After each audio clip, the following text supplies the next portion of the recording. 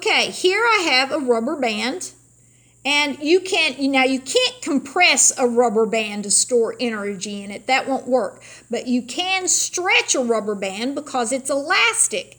And when it's stretched like this, it has the ability to do work. The more you stretch it, the more elastic potential energy it stores. Okay, and then you can do work like flipping a paper clip across the room or something. Okay, a spring, you can either stretch a spring, which stores energy, and then it'll restore itself, it'll pop back, or you can compress it. Now, when you compress it, it wants to push out, so it's got stored elastic potential energy. It wants to push out and push something. So it wants to do the work, it just can't because somebody's preventing it. So potential energy of a spring or a piece of elastic is called elastic potential energy. Another type of potential energy that we use is energy stored, I've got that in there twice, I don't know why. Energy stored in molecules due to chemical bonds between atoms. This would be chemical potential energy. Okay? So if you have a beaker with a solution in it, it has chemical energy stored in the bonds of the atoms and molecules, and it has the potential to do work if you mix it with another chemical and get a reaction. And that's when we call it chemical reaction energy. But before you mix it with another chemical, there is the potential to do work or to cause changes because there's energy stored in those chemical bonds. Okay? Now, the last one and the most important one for us, for what we've been working with lately, is gravitational potential energy. Gravitational potential energy. In fact, we usually use a PE and we put a little subscript G on it for gravity. Okay? Gravitational potential energy. For mechanics, the motion of objects, this is the one we're most concerned with. Okay? It's the energy an object stores due to its position above the surface of the earth. And we find it by saying the mass of the object times the acceleration due to gravity times the position or height above the surface of the earth. And the higher you are, the more gravitational potential energy you contain. Okay? So look at it this way. If I put a brick up on a ledge, it has potential energy because it's above the surface of the ground. It's at some height. So if the brick were to fall, that potential stored in the brick could do work to, say, smush an egg on the ground if it hit it, okay? So gravitational potential energy is energy stored by its position above the surface of the earth. And the higher you go, the greater the potential energy. So look at these two cases. Here we have a little roller coaster that's at the top of the first big hill. It's going to go down the hill, right? So because it's up high, it has a lot of potential energy, gravitational potential energy. So does this ball. The man's pushing it to the edge. And right now, because it's above the bottom of the hill, it has gravitational potential energy relative to the bottom. Just like the roller coaster has gravitational potential energy relative to the bottom of the hill.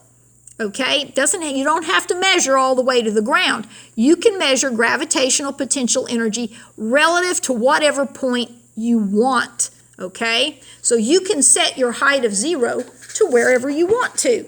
And you'll measure the potential energy relative to that point by saying MGH. Okay? But the higher the object, the more gravitational potential energy it has. Now, right here, let's look at this example. It says a 4-kilogram ceiling fan is placed 2.5 meters above the floor. So here is the mass of the fan. And oh, look, this is the height where the fan is placed.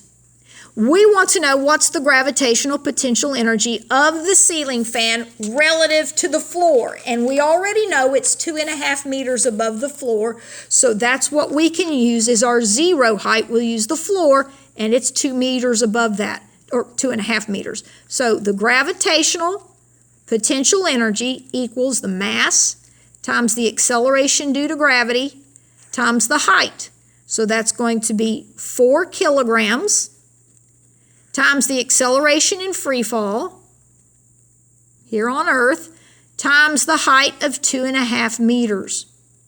Now, if you stick that in your calculator, which is easy peasy lemon squeezy, no squares, no fractions, nothing like that, you just say 4 times 9.8 times 2.5 equals, and you should get 98 joules of gravitational potential energy for that ceiling fan. Okay, so if it were to fall, it could really splatter an egg on the floor under it, couldn't it?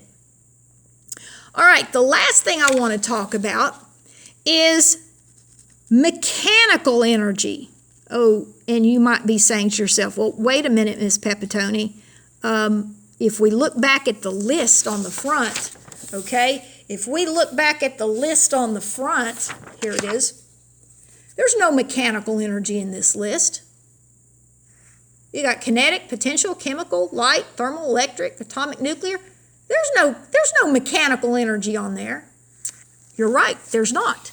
That's because mechanical energy is not a basic form of energy at all. It's actually two of them together. It is the sum, remember that means to add, it's the sum of both the kinetic and the gravitational potential energy of an object. Now, sometimes, like a man on a bicycle, all you have is kinetic energy. So the mechanical energy would just be the kinetic energy. Sometimes an object only has gravitational potential, like the brick sitting on the ledge. It's not moving, it has no kinetic. So all it has is gravitational potential. So that would be the mechanical energy of that brick. But sometimes objects can have both at the same time. Now, what would be some examples of an object that has both kinetic energy and potential energy at the same time? Well, how about an airplane flying through the air? It's moving, so it has kinetic energy. It's above the ground, so it has gravitational potential. All right? How about a person who's climbing stairs? If you take the bottom of the stairs to be a height of 0, then as they climb the stairs, they're moving. They have gravitational potential energy. They're moving, so they have kinetic energy. They're going up above the bottom of the stairs. So relative to the bottom of the stairs, they have gravitational potential energy. How about a baseball thrown by a baseball player? Okay? Or maybe a frisbee. Or if you're on a roller coaster. If you're on a roller coaster, you're both moving and you have height above the ground. So in all of these situations, you have a mechanical energy that contains both kinetic and potential. So to find the mechanical energy at any point in time, you just take the kinetic energy at that point in time and add the gravitational potential energy to it. And that would give you the mechanical energy at that point in time. Okay? Real easy peasy, but now understand, remember, mechanical energy is not one of our 7 basic forms. It's actually the sum of 2 of the basic forms. Keep that in mind. All right, now, the last thing I want to discuss real quick is a couple of examples of when work is being done to convert energy. For example, on this one right here, on this picture, you have a bicyclist. Now, a bicyclist takes chemical energy, and in their muscles, they use that chemical energy to exert a force and pedal the bike. So they're putting energy in, and you get kinetic energy. So they're moving along, but they're going up this hill. So they're gaining they're gaining potential energy as they go up the hill, and it's harder to pedal, isn't it? It gets harder and harder to pedal up that hill, so you're slowing down. So you've got kinetic energy being converted into potential energy.